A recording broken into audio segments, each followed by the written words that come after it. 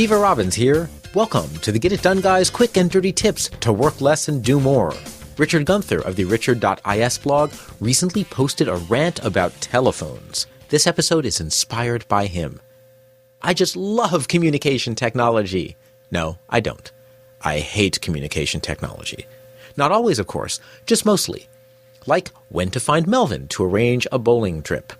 We've been friends for years, and I still need his business card to remember his 3 email addresses and 6 phone numbers. I just leave voicemail on his cell phone, his work line, and his Skype account.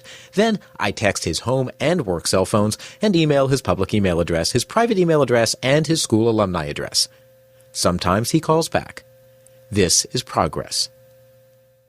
Communication technology does not help us get things done. Communicating helps us get stuff done. But technology is now often in our way. We use it the wrong way. Breaking up over text message? Tacky. Really tacky. Sure, breaking up in person might be dangerous. What if my soon-to-be ex is holding a bottle of nitroglycerin and accidentally drops it in shock? Well, right. Come on. That only happens once every 2 or 3 breakups. Not a big deal.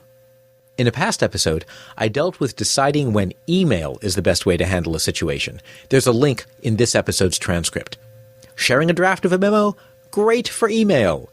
Explaining to your spouse-to-be the night before the wedding that you're actually a different gender than they thought? Do that one by phone. And no, this is not made up. The telephone is vastly underappreciated these days, and technology has helped it become a universal tool for degrading the quality of our lives. Phones used to come in one variety: reliable, decent quality, and sturdy. You could drop one off the Empire State Building, and after digging it out of the resulting crater, it would still work.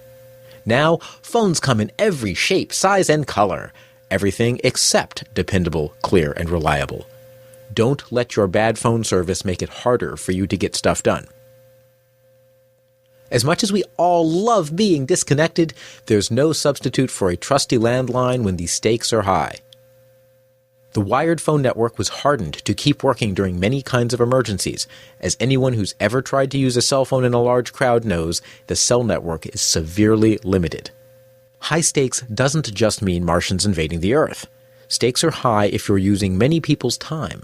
If you're doing a conference call on a telebridge, use landlines. You'll get clearer call quality, and you don't waste 10 people's time trying to figure out where that weird buzzing noise is coming from. Stakes are high if you're recording a call for any reason, whether for legal purposes, to turn it into a product, or because you want to give your grandkids a copy of you being interviewed about your life-changing year living in a gummy bear factory. Always use a landline when recording a call, as most professional recording equipment works best with landlines. The one exception is that if you have strong, reliable internet service, Skype or Voice over IP can make for great recordings. By the way, job interviews are high stakes. Use a landline. Though a good Skype connection is clearer than a landline, use it only if you're confident the network is stable. You want your prospective employer concentrating on how great you are, not how flaky your phone connection is. If you absolutely must use your cell phone, use your brain. Or actually, don't use your brain. Your brain is good at filtering out wind noise, passing sirens, screaming children, bank robbers, and street corner prophets preaching apocalyptic doom. Your phone isn't. Your phone doesn't filter. Your other party hears everything at equal volume. Don't make them say, "What? I can't hear you," every 5 seconds. Go somewhere quiet and use your mute button when you're not talking so they can get their message across. And if you happen to wander into a zone where you're getting really good reception, stop there and finish your conversation. Don't inflict your cell phone's poor coverage on the person listening. One other thing to realize when using cell phones is that they don't have adequate side tone. Side tone is when you hear your own voice through the phone. It's how your brain controls how loud you speak. People yell into their cell phones without realizing it because there's not enough feedback to tell their brains how much of their voice the mouthpiece is actually picking up. With no side tone, you think you're talking softly even when you're yelling. Practice speaking softly into your cell phone and notice how that feels. When you call in public, keep a low volume by duplicating the feeling.